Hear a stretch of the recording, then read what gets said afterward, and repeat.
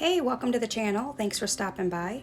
Fixing to can some green beans straight from my garden.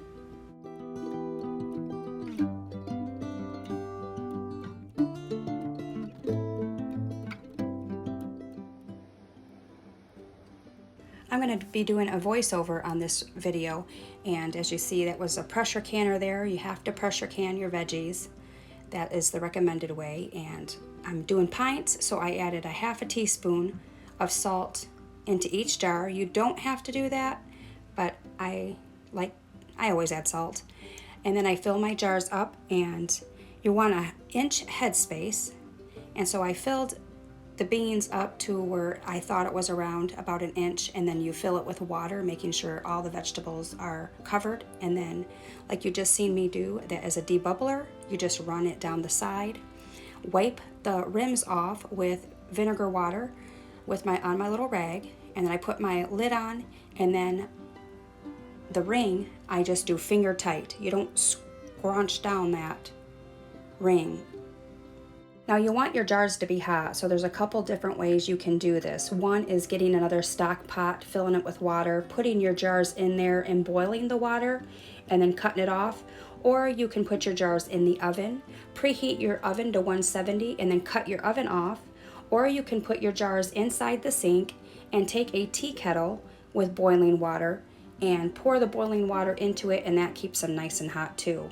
And so I have hot jars and I have hot beans, and the water you're seeing me put into these jars is also hot.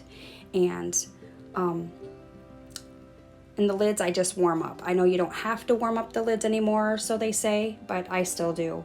And then in your pressure canner, you only want about 3 inches of water. The jars do not have to be covered with the water.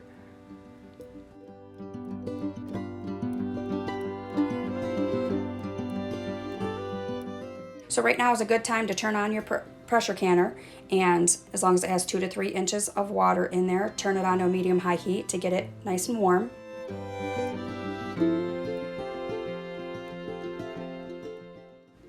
And then once your canner is full of all your jars, you're going to secure your lid on and open up your valve.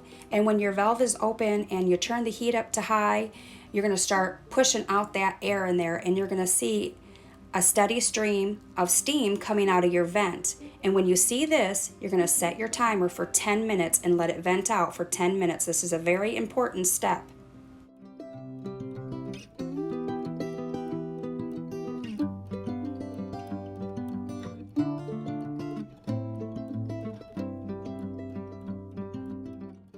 And once the 10 minutes is up, you can shut your valve or put on your weighted gauge, and then let it build up pressure. As it starts building up pressure, mine book tells me that I have to be at 11 pounds. So after it comes to 11 pounds, I'm going to start my timer for 20 minutes.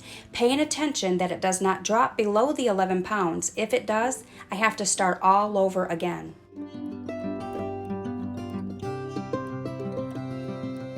After my timer goes off, I cut off the heat, and I let the canner sit there, and I let the pressure come down on its own.